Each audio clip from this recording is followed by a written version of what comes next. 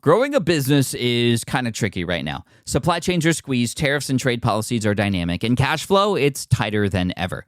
You need clarity to come out on top. Without it, you risk falling behind. If only you could hop in the DeLorean and see the future, right? Thankfully, there's NetSuite by Oracle. NetSuite has real-time forecasting to help you move ahead with confidence. This is your AI-powered business management suite and the #1 cloud ERP. Trusted by over 42,000 businesses, NetSuite brings accounting, financial management, inventory, and HR all under one roof. It's your single source of truth, giving you the data and control you need to move quickly. And with AI built in, you can automate the busy work and focus on strategy. NetSuite helps you see what's stuck, what it's costing you, and how to pivot fast. If I were running a business with a lot of moving parts, I'd use NetSuite for full control over everything. Tame the chaos with NetSuite. If your revenues are at least in 7 figures, download the free ebook, Navigating Global Trade, 3 Insights for Leaders at netsuite.com/SPI. That's netsuite.com/SPI.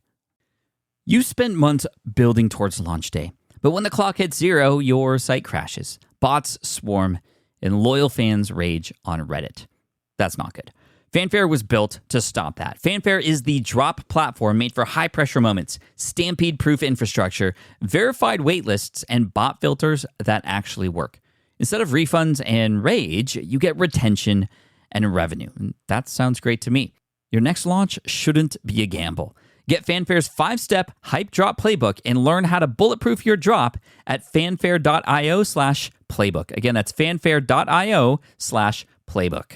Momentum is one of the most powerful forces in the world, but to catch momentum, you need repetition. I'm doing the same thing every week and I'm getting better and better and better and better at it. And we're in this period of momentum where we know that there's an episode every Monday. We know what we have to do. We know the value we're trying to provide. We know how we're monetizing it.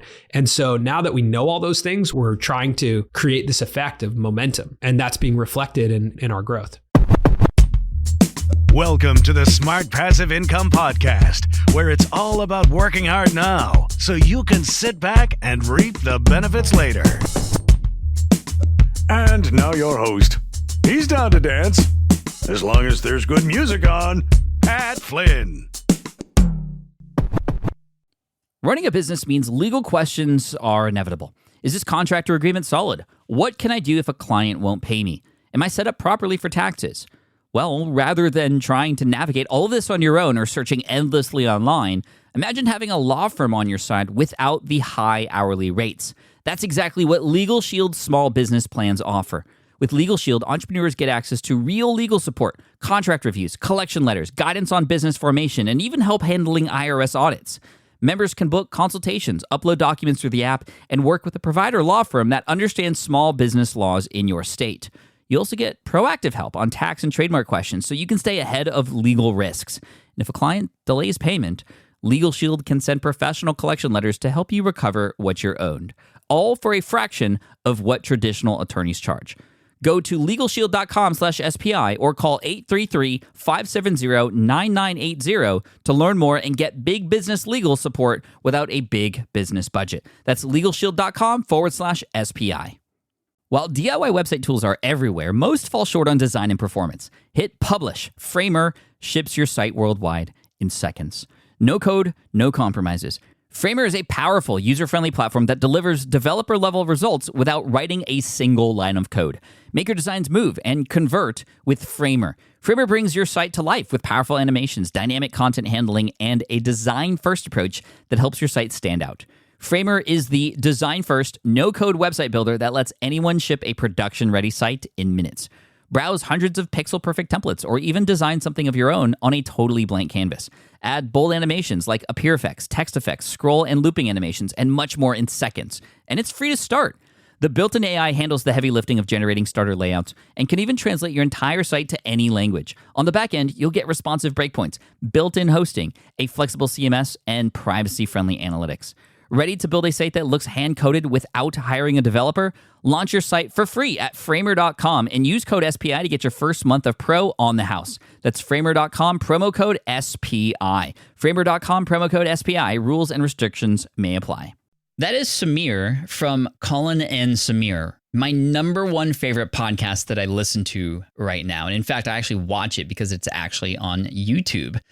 So Colin and Samir have a really amazing story, and today I was able to unpack a lot of that and discover a lot of new things about how this show came to be, because it definitely feels like an overnight success, but it's most definitely not that. There are a lot of ups and downs. There are a lot of people moving away and things are done and then coming back, and there's a lot of drama and all this great stuff, and some really amazing tips for you. If you are a creator of any type, this is definitely one that you want to pay attention to, because Samir brings the goods for sure, the stories, and also the very, very good advice, especially at the end, for those of us in this new creator space and how we can start thinking about the future of creation here, not just on podcasts and YouTube, but just in the world in general. Such valuable information, and so grateful we had a chance to speak to Samir. I fanboyed a little bit during the beginning before we hit record, and so I am very, very happy for you to sit back and relax and enjoy this. So here he is, Samir from the Colin and Samir podcast. You can check him out where all podcasts exist, and especially on YouTube. Samir, welcome to Smart Passive Income. Thanks for joining me today. Thanks for having me. I'm excited. Your partner Colin's not with us today, which is totally okay. So, we'll have some fun things to share. And I'd love to, maybe someday in the future, get all three of us in a room together chatting, because I just absolutely love your podcast and what you're doing on YouTube. And I've just have been very inspired, in fact, and what you've talked about with a lot of the creators that you've had on has been honestly directly beneficial for the growth of a lot of the stuff that I'm doing right now. So I appreciate awesome. that a lot. That's great. Yeah. It's funny. Everyone always assumes that Colin and I are constantly together. I think because they just see us on YouTube together. There's a lot of people who also assume we live in bunk beds, which at one point in time was not untrue. So, yeah. But you guys are friends, right? It's not like a Adam and Jamie from Mythbusters situation where they're like cool on camera, but then not really cool off of camera. Yeah, we're like mortal enemies. No, I would say more than friends, we're like brothers. Like we definitely are very much like family. And it's been 10 years of us working together, and not only working together, but also going through the ups and downs of what it is to be a creator. And I think that bonds people together in a different way.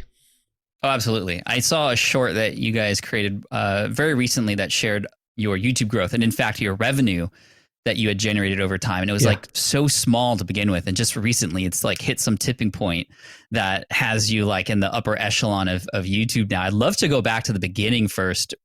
In fact, I know your YouTube channel started in 2016, but you said 10 years. What were you and Colin doing 10 years ago? How did you first meet up, and what'd you do? Yeah, so this is our second YouTube channel together. The first go was after I graduated college. I had an idea for a television network about the sport of lacrosse. I grew up playing lacrosse. I played in college. Nice. I coached lacrosse.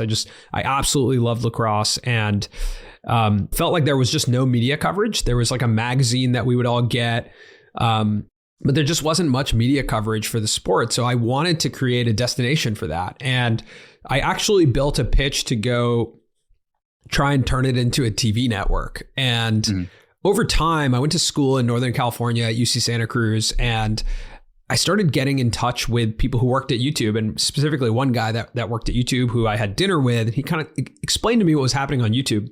Now, growing up in LA, I was like, YouTube's not real. Like, that's for like cat videos. It's not for sophisticated, Hollywood stuff like I wanted to do.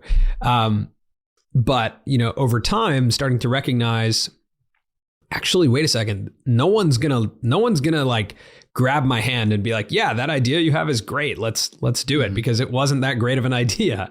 And even if it was a great idea, those are just not doors that unlock and just open for you. So I think over time I recognized, if I'm going to do that, it's going to have to be on YouTube. So I actually paired up with a buddy of mine in LA, and we just started a YouTube channel called the Lacrosse Network and started uploading content about lacrosse. This was anything from highlights of a local high school game to, news and analysis. We ended up live streaming on YouTube, and this is back in 2012. And about 2 months in, we saw this trailer for a show about the Colorado club lacrosse team. And we were like, wow, there's not that many people making videos about lacrosse. And this looks like it looked like an MTV show about lacrosse. Like, it was like about college kids. It was high energy. It was super cool trailer. And I reached out to the creator of that, and the creator of that was Colin. And so, wow. Yeah. So we ended up distributing his show on our channel. And then over time, convinced him to move out to LA and work with us at the Lacrosse Network. And when Colin got out to LA, probably in like June of 2012, him and I ended up on camera together. And that was, the first experience of recognizing like, oh, a YouTube channel is not really like a TV network. It's more of this two-way conversation between creator and audience. And then what we recognized over time when you're creating for a niche community like lacrosse is it's not just a conversation between creator and audience. It's also audience to creator, and it's also audience to audience. Where like if you are aggregating people within a community, they will find each other and bind together, and your channel actually operates as that place for them to hang out. What was the strategy on YouTube back then for you guys and your lacrosse channel? Because it's obviously changed in terms of like the algorithm and what YouTube's looking for. What was your strategy back then to grow? We always said that if we're making good content, we'll grow. That's it. Like if we're actually providing value to the audience we want to be speaking to, they will share our content. And if we're not, then they won't. So that was like, if we were growing, we knew we were making the right content. Now we were creating for a niche audience. So our total audience size was not very big.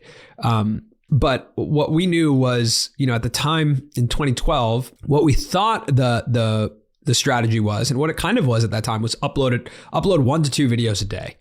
Now, again, in 2012, there's no Instagram video, there's no Facebook video, there's no other place to upload video. So we're uploading 15-second highlight clips to YouTube. And so we were like, we need to upload 1 to 2 videos a day, and we need these videos to be shared, and they need to be, of all different types and varieties. It wasn't what YouTube is today, where it almost feels like it's a show. It's a single focus on a channel. This was, as long as it fell into the topic of lacrosse, it was going out. And then from a monetization strategy, what we thought the strategy was upload to YouTube, and then YouTube pays you. We found out we were completely incorrect, a couple months in, when we got our first AdSense check, and it was like, or not AdSense check, but it just said like estimated revenue on the channel. And it was, I think, like 40 cents. And we were like, oh man, this is not how this works. So we had to quickly, figure out how we were going to make money, all while we're, trying to grow the channel within this niche. Was that your full time for both you and Colin at the time, was like this channel? Yeah. Wow. And so to see like 40 cents come in is kind of disheartening. You're putting in all this hard work, and it's like, wow, this isn't paying off like we thought it would. Although I imagine that there's some community being built now and some back and forth conversation, which is always a good payoff as well. But how did you eventually get to the point where you're like, okay, we need money? How? So what's interesting is like, that was the driver, was the fact that there was an audience there every day. We could see the same, usernames coming back, having inside jokes with the audience, starting to develop this feel of this like digital community. I think that feel was like, oh, there's something here, because we were also members of that community. We wanted this to exist. So, at the same time, we're, 21, 22 years old, and also recognizing, I've just asked Colin to move to Los Angeles. You can't. You got to make money. So we essentially, the best way we could understand ourselves was that we were a creative studio, like a creative shop, who could make internet videos. So we essentially we turn to anyone who would offer us money to make internet videos. And that was not that many people, but there were some people who were needing internet videos, or some people who like could understand us as like guys who just understood the internet. So we made websites for people. Like we would make their Squarespace websites for $1,000. We made stickers for a company. We like did graphic design, just basically anything that someone would pay us for. And we tried to just market ourselves as like creatives. And so we didn't really get paid directly from making videos about lacrosse. We turned ourselves into like a creative agency, or like a creative shop. And granted, this was like very small amounts of money, but we just needed anything to keep the fuel going. My dad is in the fashion business, and so that also helped us, solve some problems where it's like our team started doing my dad's like photography and lookbooks, and able to like, get some help from there to create content for him. So yeah, it was not easy. It was not when you look back on it, it was not a reasonable thing to be doing for 3 young professionals, but we really, really believed in what we were doing with the Lacrosse Network. Like when I look back on that time, almost it feels unreasonable that we were all sitting in a room every day for 9 to 10 hours making videos about lacrosse, being like, this thing is going to work. But we really believed it. And a lot of that was because of the audience and because of the community. I mean, I know from my experience, lacrosse is just such a tight community. I didn't play lacrosse myself, but like news spreads around that community really quickly. And, I had attended a few lacrosse games. I went to Cal, and watching the lacrosse team was just so much fun. And then I had experience, actually, I don't know if you heard the movie Crooked Arrows. It's kind of like a Mighty Ducks sea level movie, but I actually did I actually got hired. A Hollywood producer found my show, my podcast, and asked me to do the social media for that movie. And I got to go to Boston and watch the filming and meet Brandon Routh. And it was just so weird. And just, I got to know lacrosse at that time, and it was such a special place. But it is definitely niche for sure. Yeah. And so how long until like the Colin and Samir that we know now happened, and why did that happen? Why? I mean, are you still doing the lacrosse stuff? I doubt that you are. No. So I'll fast forward, but we spent 2.5 years doing that all together, just every day, working as hard as we could. We turned it from one channel about lacrosse into 60 channels. So we signed multiple different creators. We signed the leagues. We were the biggest distributor of live sports on YouTube for one of those years. We just went all in on becoming this like modern day sports network. And in 2014, our company was acquired. So the company got bought by a company called Whistle that was looking to kind of build out more sports on YouTube and become this sports multi-channel network. Their premier client was Dude Perfect. So we got bought by the company. Not only did they buy the lacrosse network, but they also hired all of us to come in and help with their other clients and figure out, how to bring sports to YouTube. So at a pretty early stage, we then, not only were working on Lacrosse Network, not only were we working on the business of the Lacrosse Network, Colin and I were also the hosts of the Lacrosse Network. And then additionally, we were also working on creator strategy for creators like Dude Perfect, creators like Brody Smith, working on brand strategy for companies like Nike, Adidas, Under Armour, Powerade, figuring out how to bring them onto YouTube. So we had a really good opportunity to actually get paid a full-time, really good wage with benefits, with stability, with more team members to really learn about YouTube and to learn about the media business and the niche media business and how that works. That's incredible. It almost feels like the lacrosse startup was a startup, right? Where you're not necessarily even making profit, but it's there to incubate something that then gets acquired. I didn't even know it was acquired. That's really cool. And congrats on that. What was that like? Was that a big celebration, momentous moment, or was that kind of hard to do? I know I've spoken with a number of people who've sold businesses, and it could go either way. It's like, yes, I'm exiting, move on to the next thing, or, oh my God, that's my baby. It was never going to be an exit because it still needed to be operated by us. We were the faces of it. We were really like in something that's that niche, you can't really pass it on and be like, you run it now. And when you're so tightly connected to it. So it was never going to be that. But I would say it was one of the more challenging experiences of my life to go through the legal process of it all, to go through, that experience was really challenging. But it was a celebration in that we were validated. We were not validated for years, right? And I think validation as a creator or creative or entrepreneur or someone who's trying to do something new, it's hard to come by. And most people were like, this is a pretty bad idea you guys have. Like, you're spending years of your life making videos about lacrosse on YouTube. It's not going to work, guys. Like, and no one's paying you. So like, this doesn't work. And I think that validation of the acquisition and then being in an environment where everyone thought the idea was good and that it had value and that they could understand what we were doing, that to me was a big win. I wouldn't say it was a win in the fact of like, maybe what you dream about with an acquisition where you're like, that's my big moment, right? my life is set now. Right. Like, retire early. Yeah. What we realized was like, the next day I woke up and I was really excited. There was an article in Variety about it. It made me feel very special. Mm-hmm. But I got in my car and I started driving to our studio space and I was like, everything's the same. Like, I'm going to work on making the same videos. I'm going to serve the same audience. I'm the same guy. Like, all this is an opportunity to do more of this.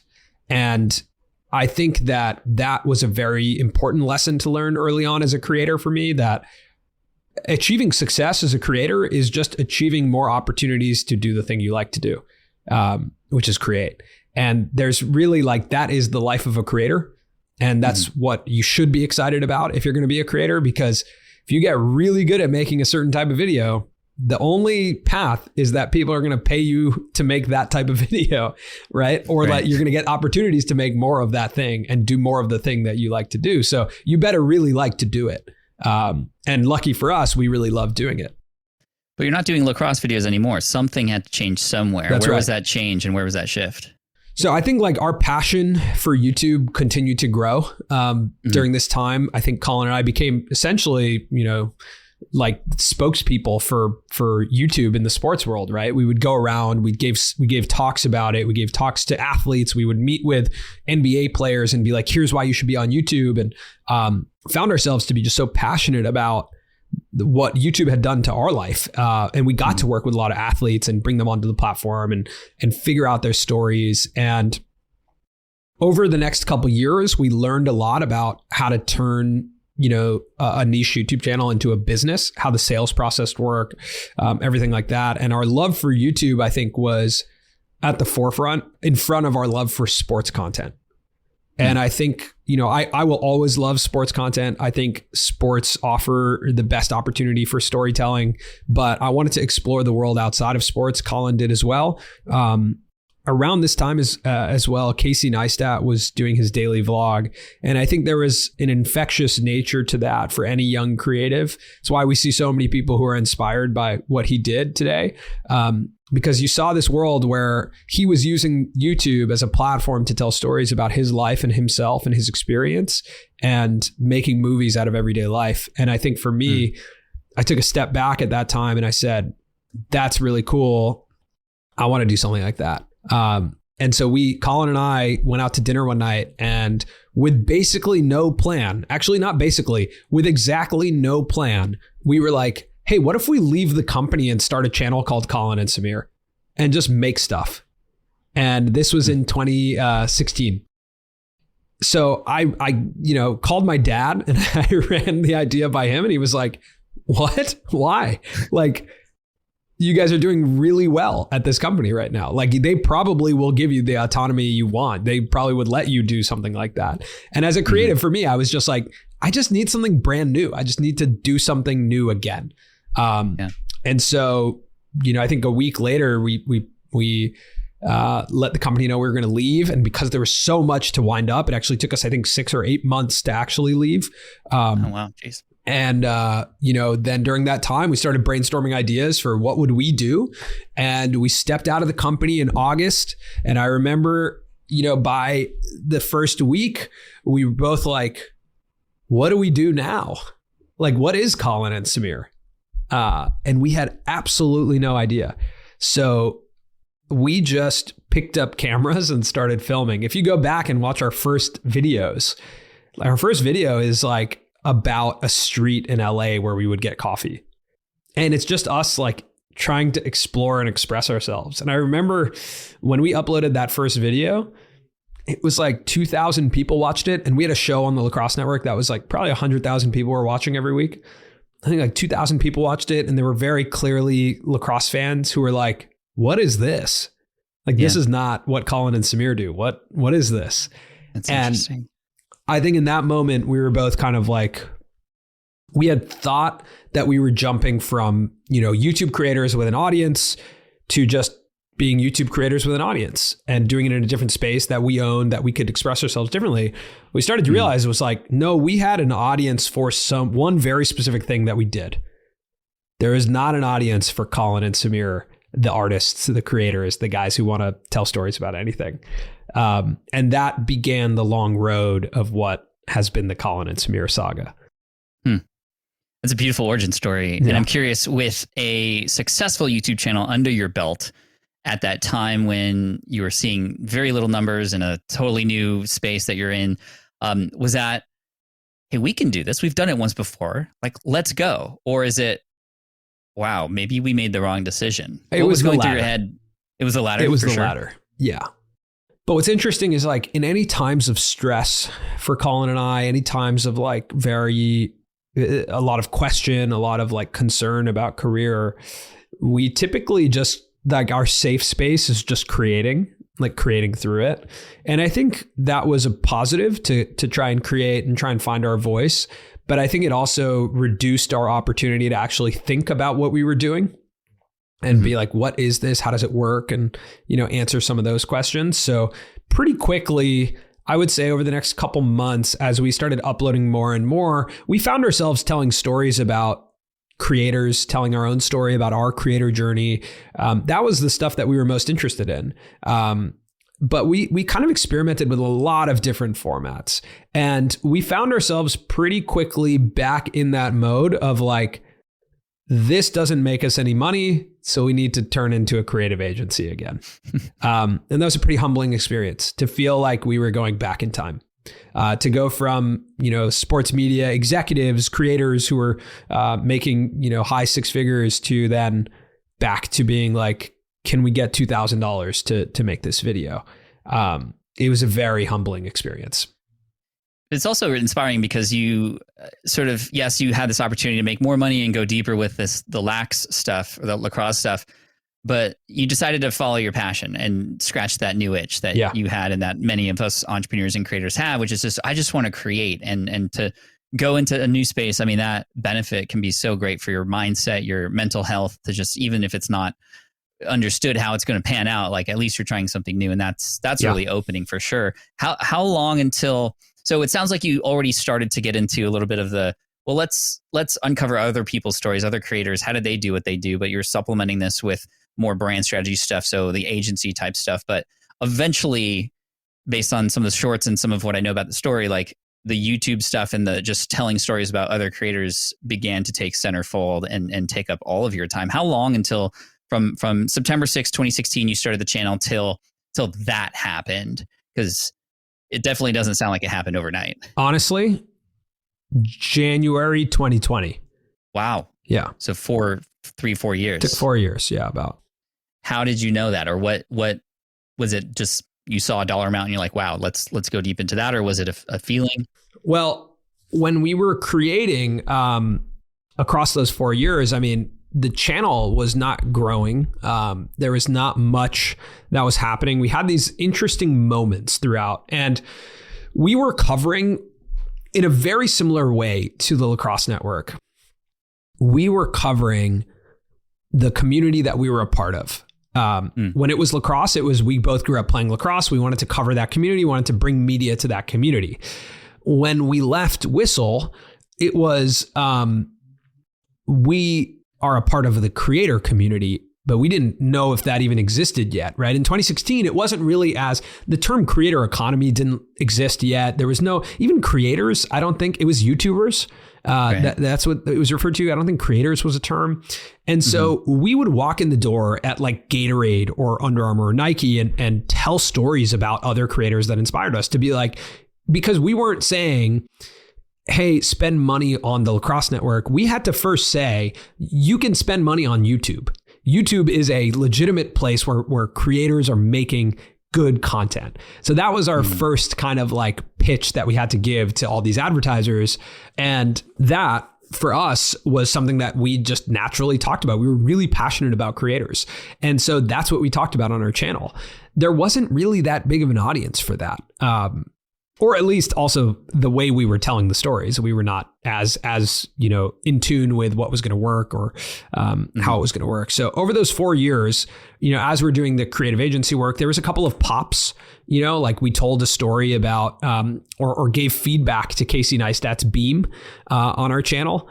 And that caught the attention of the people in the Beam office. That then we ended up in New York at their office, got to meet people, got to meet a creator named Jack Coyne, who worked at Beam, and then went on a road trip with Jack after Beam shut down. And there was like really cool storytelling around that about the Jack Coyne Chronicles and chronicling this guy who has like quit his job or left his job and was on the rise as a creator. And so getting access and telling these creator stories, we told a story about Will Smith when he joined YouTube, and then his team reached out and we got to go and produce this heli bungee jump with Yes Theory and Will Smith.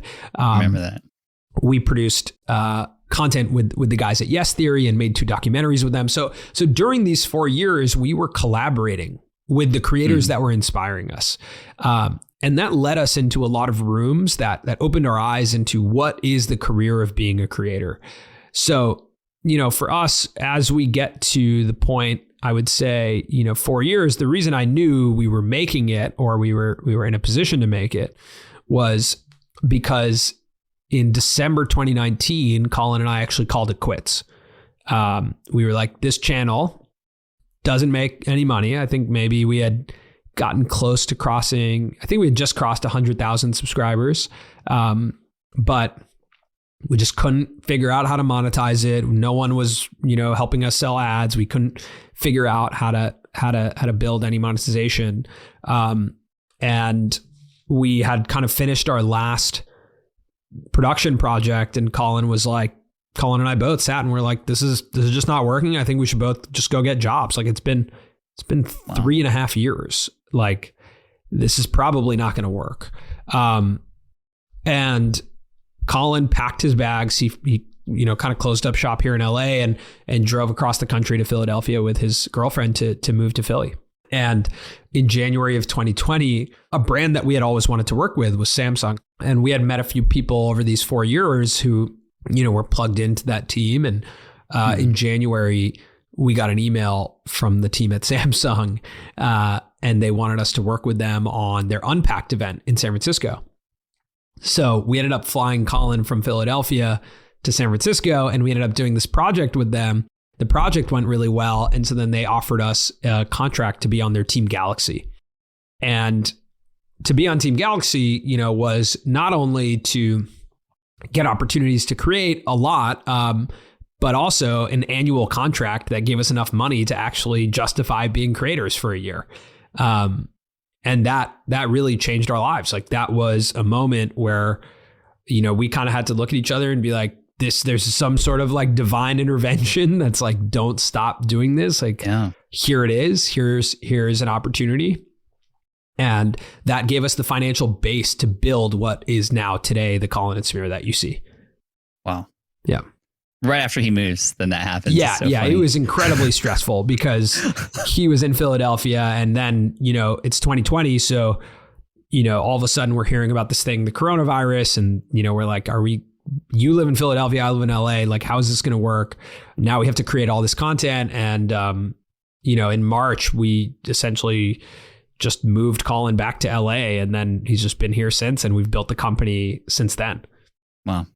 And then you got a new studio, I think, and some other things kind of happened that the finances allowed you to do. I would say like what really happened is we got a new studio, which is really important for creators and was really important during the pandemic for us because both of us had partners who were working from home as well. And, we were trying to find opportunities to create, and we just needed a space to work together. So we got a studio, and again, having the recurring revenue and a base of revenue allowed us to figure out how much we could spend on a studio. And we then hired an editor to help us cut content.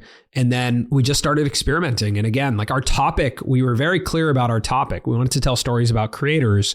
We weren't sure how that was going to, be monetized over time. But the Samsung partnership really opened our eyes to recognizing that if we were speaking to creators, and our mission statement, which we kind of always knew, was that we wanted to speak to creators and we wanted to educate and empower creators. And a lot of that was because we felt when we first started uploading to YouTube, we would have really loved to have a channel like this, where we could turn to understand YouTube better, to understand what this career of being a creator was, to understand how others were building their roadmaps, because there's not one roadmap for doing this career of being a creator. And so we knew that. And what we recognized was Samsung, being partnered with them, they also had this mission of educating and empowering creators.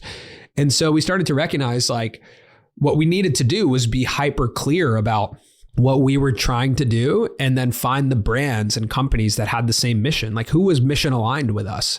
And so we started kind of crafting different types of episodes. We started doing a lot of explainers with a series called The Breakdown.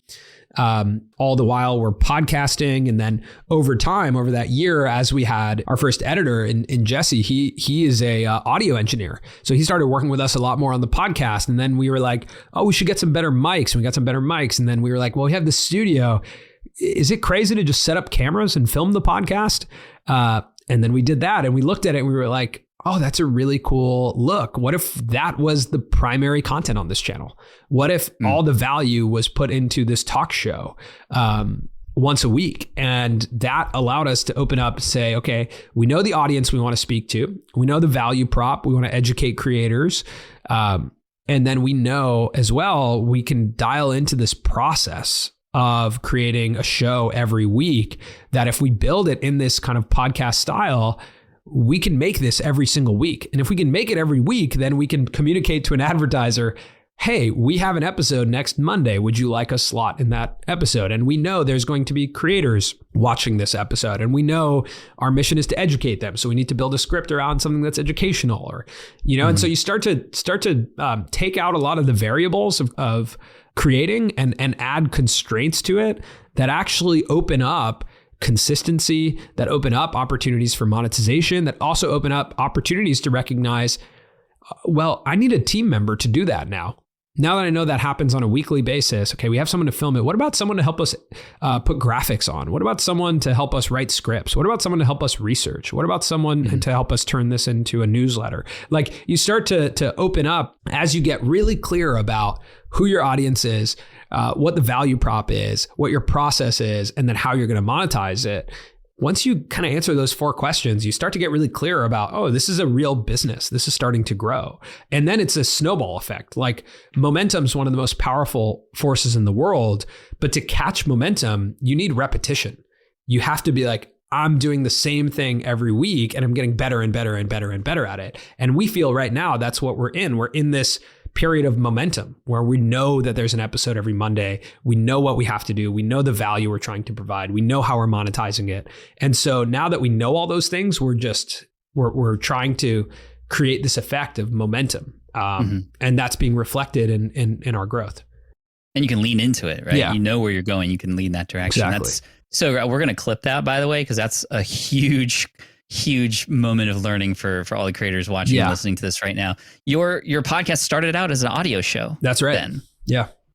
That's so interesting. I have a lot of people, I teach podcasting and I have one of the number 1 YouTube videos on how to start a podcast, but it's audio, right? And over the years, videos become an important component of that for many, with the Joe Rogan experience and, Waveform with MKBHD and everybody's like, well, how do I do video with a podcast? And I say, well, you can't just have 2 talking faces. Right. You got to have something. And go check out Colin. I always say this. Go check out Colin and Samir. Oh, that's awesome. Because they're doing it right. So thank you for being a good example there. And through the years, obviously, you are now interviewing some of the top creators on YouTube, Mr. Beast and so many other people.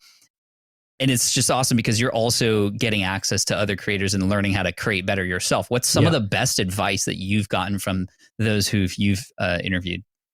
I think I'll break it up into like some tactical advice and then some just kind of overall creator advice. I would say from like a tactical perspective, I think the first thing that really stuck with us, and we learned this from Yes Theory, we learned this from Mr. Beast, we learned this from every creator we talked to, but it's like the game of YouTube and the job of being a creator. Like one of the things to remember is that if people don't click, they don't watch. And that's not to suggest clickbait at all. It's to suggest like packaging ideas and thinking about when you're coming up with an idea, is it easy to visualize? Is it easy to package? Is it intriguing? Does it spark any curiosity? Does it leave any questions unanswered? Like, how do you package this idea to make it more tangible and to make it interesting to click on. That's a really important part of YouTube. If you want to be a creator, you have to accept that that's a massive part of what you're doing. And these are constraints that are really positive for creativity, but there's some times where we want to make an episode and we sit and we try and draft the thumbnail and we try and create what it looks like and think about how to package it. We can't come up with packaging, and then we can't make that episode. Or it can't be, a main priority that week. Maybe we could try and open up new formats and we can put it on our newsletter, or we can tweet about it. But if you're going to make a YouTube video, packaging is one of the most important parts of it. I've noticed the title and thumbnail changes that you make. I pay attention to that, and I see you doing that in real time. So I can attest to the importance of that on my Pokemon YouTube channel, which is exploding right now. We build 20 thumbnails per video. And yes. Like you said, if we have a good idea for a video, it must have a title and thumbnail that's clickable, or else it's not getting filmed. It's just such a massive part of YouTube that I think you have to lead with the title and thumbnail, lead with the packaging of the idea. The second thing is, I think, the hook, like structuring videos with, if you do get someone to click on it, what's the first 5-6 seconds? Like, is it interesting? Are they validated with, that's the video I actually wanted to watch? You can watch in your retention data, like massive creators, it's like 70% of people are still watching after 30 seconds. That means 30% of people, if you have like a million people watch an episode, 300,000 people after 30 seconds were like, this is not the video I wanted. That's a big challenge, right? And it can dramatically change your performance and if you're capturing attention. So that's the second thing I would say. And then the third thing I would say, just because we have a talk show and it is a bit looser, like when you watch the type of, not a bit, it's completely different format than when you watch like what's really working on YouTube right now, like a Mr. Beast or Matthew Beam or any of these creators who are starting to pick up Eric.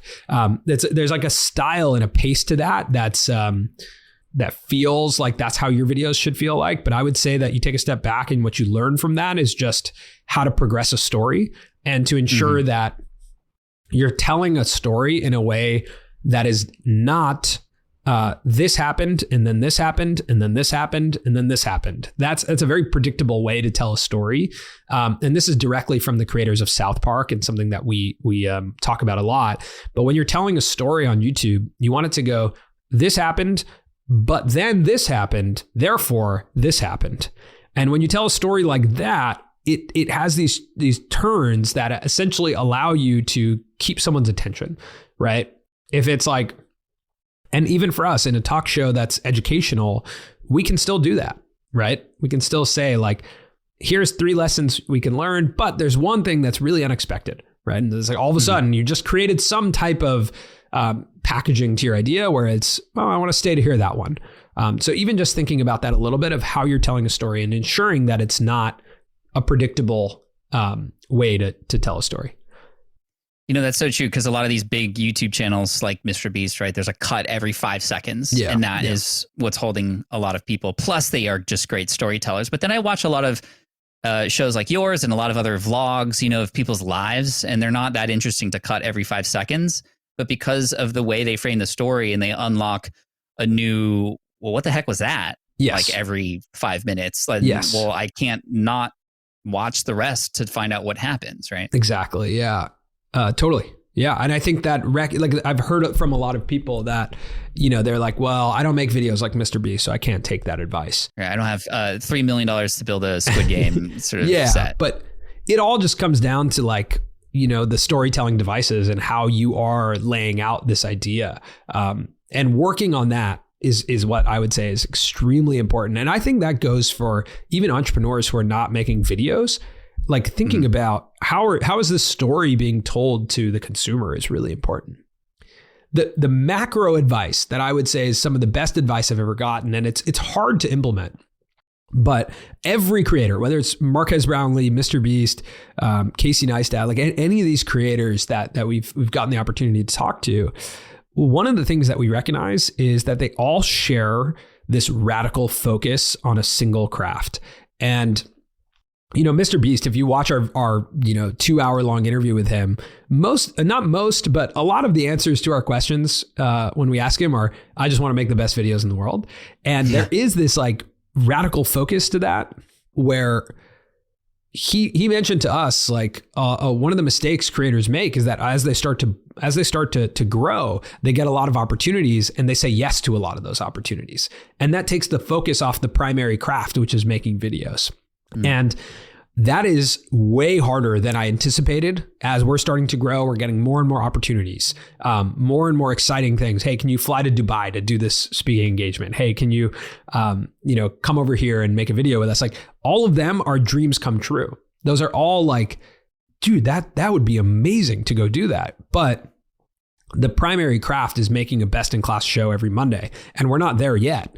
And we probably won't ever be there, right? Like you're always trying to improve this show. So recognizing what to say yes to and what to say no to, that's really hard when your primary craft is making an excellent video every week.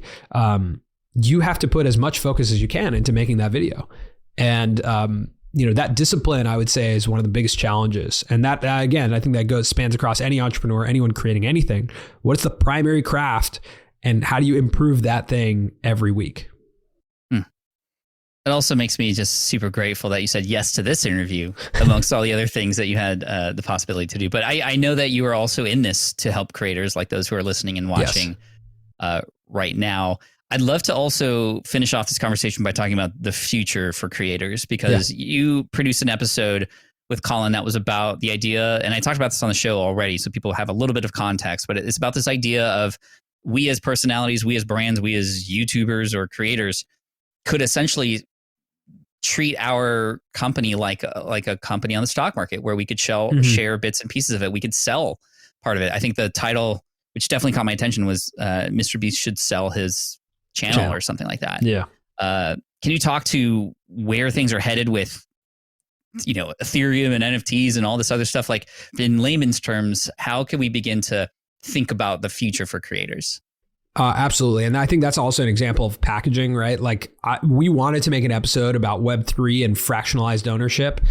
There's a world where you call it Web3 and fractionalized ownership for YouTube and no one clicks on it, right? Right. And so that's like you don't even have the opportunity to share that idea if you package it like that. For us, like, Mr. Beast should sell his channel, or Mr. Beast is selling his channel. And then, the side of Mr. Beast's face is opening up and there's money coming out of it.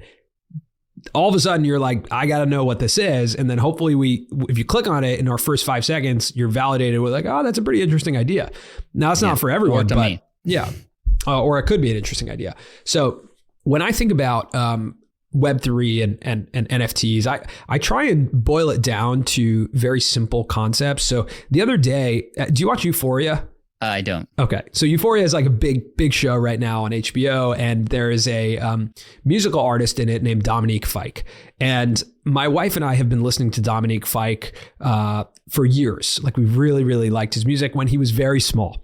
And I think everyone can empathize with this feeling. Like my wife said, like, it's so crazy that we've been listening to him for so long, and almost a sense of pride that we were fans of him before anyone else was. Right. Mm-hmm. And if you've ever been to a concert before and you have the ticket stub where you're like, I liked that artist before they blew up. I believed in them before they blew up. NFTs and ownership in a creator or fractional ownership of a channel is almost a verifiable representation of that, of I believed in this channel since before they blew up. We get comments all the time that are like, I've been here since 4,000 subs. I've been here since 50,000 subs. Yeah. Right? Yeah. What if you could verify that? What if at 50,000 subs you had an opportunity to say, I believe in this channel so much, I'm going to buy a piece of it. Now, the way we suggested it was there's a potential for, owning a future part of the royalties.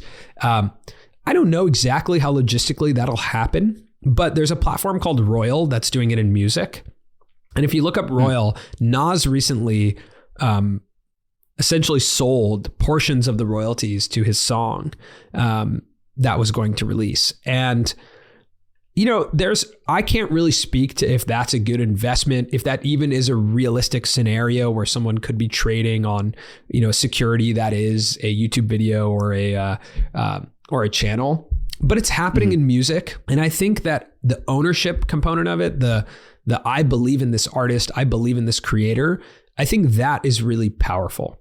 And, with the Nelk boys and their meta card that they just launched, Full Send meta card, I think that's representative of it. I think with Gary V and V Friends, that's representative of it, where you're almost like, I believe in this person, and wherever they go next, I want to be a part of it. I want access to those things. I also just want to, for my own personal identity, show people that I own this thing, that I believe in this creator. And I think those basic human emotions matter. And I think Web3 has just unlocked the ability to take action on those emotions, to actually be like, I believe in this creator. Now what do I do? Do I buy their merch? Do I subscribe to their Patreon? Or do I have this token that shows that I own a part of this journey, or that I have ownership over something that's connected to them? Is that something you and Colin are thinking of implementing in some way, shape, or form on your channel one day? Yeah, I think we always like to teach through doing, right? And we don't want to talk too much about things that we don't have experience in. We did sell an NFT last year, and it was a very positive experience and a super cool opportunity, and something that I think went way better than we anticipated. We haven't done another project in crypto yet, I think because we want to make sure whatever we do has a very positive community element to it. And actually, one of the hardest things for us right now has been trying to hire someone to support us on that, specifically for the community side. And so we want to make sure that that's a really good experience. Like when you are able to buy into something like that, we want to do one of two things. We want to make sure we have a team and a process in place for it. A lot of what we do when it comes to process is we run things internally before we put them out externally. So even the show that you see right now, it was running just in-house in our office for probably 4 weeks before we put it out on YouTube. Our newsletter, The Published Press, we wrote that internally for 2 months before we released it publicly. So anything on the crypto side, like whatever is going to be on the other side of it, we want to be able to run that in-house and make sure that we have that process ironed out. But I would also say there's something that we said in that episode that Colin mentioned to me one day that I thought was really interesting about the first Air Jordans. Like those Air Jordans right now online sell for like $35,000. And you have to ask yourself the question, why, right? The person who buys it for $35,000, they aren't buying it because that shoe is better at being a shoe. They aren't buying it because it has better ankle support or helps you play basketball better. They're buying it because ownership matters. And I think recognizing that and thinking about, even for us in an NFT project or a crypto project, part of the utility is just that ownership, of feeling a sense of ownership in a community, feeling a sense of ownership on the internet. Whereas I think a lot of creators right now are going really deep into utility and promising a lot of different things. And I think ownership is just something that really matters. Thank you, Samir. I mean, that's fantastic. I could talk to you for hours about this stuff, but I know you're a busy man. And so why don't we end here? And I'd love for you to share where people can go to watch and or listen to yourself and Colin. Where should all the people get all your stuff? Absolutely. I think, on YouTube, just search Colin and Samir. You'll see our channel, and we release a show there every Monday. And then if you want to read more about the creator economy, we release a newsletter every Tuesday and Friday, and that's called The Published Press. So if you just search The Published Press, you'll be able to subscribe to that and check that out. Awesome. Thanks, Samir. Appreciate you. Thanks for the motivation and your time today. Thanks so much, man. This was awesome. All right. I hope you enjoyed that interview with Samir. I'm so sorry that Colin wasn't able to join us, but I hope that I'll be able to chat with him in the future and maybe get into a room with them one day and have a in-person interview or do something fun with them, because I just am absolutely in love with their show and everything they talk about, and they just continue to level up. And to hear the history and the stories and how long this took. Again, like I said earlier, it feels like it's been an overnight success with their rapid growth. But as we all know, it never is like that. And I'm so grateful that Samir came on to tell us the truth and the story and the strategies and what they're thinking about now to grow their channel even more. So I hope you take some inspiration from that. Let me know what you think, and also tag us on Twitter or Instagram if you heard this or saw it, at Pat Flynn over here, and we'll put in the show notes all the links and resources and stuff so you can find everything else too. All you have to do is go to smartpassiveincome.com/session567. Again, smartpassiveincome.com/session567 to get the show notes and the links and all that stuff. And you can check out Colin and Samir, of course, on YouTube, wherever podcast exists, and on Twitter. They're just fantastic. I'm inspired. I hope you're inspired too. Thanks again. I appreciate you for tuning into the Smart Passive Income Podcast. And I look forward to following up on Friday with you and our next guest coming in next week. We have such a great lineup continuing throughout the year here. So make sure you hit subscribe if you haven't already. Until next time, cheers, peace out, take care. And as always, Team Flynn for the win. Thanks for listening to the Smart Passive Income Podcast at smartpassiveincome.com. I'm your host, Pat Flynn. Our senior producer is Sarah Jane Hess. Our series producer is David Grabowski. And our executive producer is Matt Gartland. Sound and video editing by Sean West Media. The Smart Passive Income Podcast is a production of SPI Media. We'll catch you in the next session. Look, I get it. You want to grow your business, but trying to sell to hundreds or even thousands of people gets very exhausting very fast. But what if you could sell at scale with a simple, powerful quiz? ScoreApp helps you sell to more people without adding more to your plate. You build a quiz or assessment that your audience actually wants to take. Then they answer a few quick questions and get a personalized result right away. It shows them where they're at and what they need to do next and how you can help. And you build huge amounts of trust before you make even a single offer. No hard sell, no chasing leads, just value at scale. Get 50% off the first 3 months using the discount code SPI. All you have to do is just head to scoreapp.com/SPI. Again, that's scoreapp.com/SPI. Have you dreamt about being your own boss, but still haven't made the first steps to making that dream a reality? Well, I get that. Starting a business can feel super overwhelming with legal forms, paperwork, finances. It's a lot. And that's why I'm excited to tell you about Taylor Brands. Taylor is a complete business builder designed to make launching your business simple and stress-free. You can register your LLC in just minutes, keeping your personal assets and the business assets separate from day one. From there, you get access to everything you need to get off the ground. Legal documents, licenses and permits, invoicing and bookkeeping tools, and even a 100-day business coaching program, all designed to help you hit the ground running. You'll also get a free, personalized business plan, branding tools, and so much more. And of course, listeners of this show get an exclusive 35% discount to get started. All you have to do is head to taylorbrands.com/SPI. That's TAILORBRANDS.com/SPI. Stop dreaming, start building with Taylor Brands.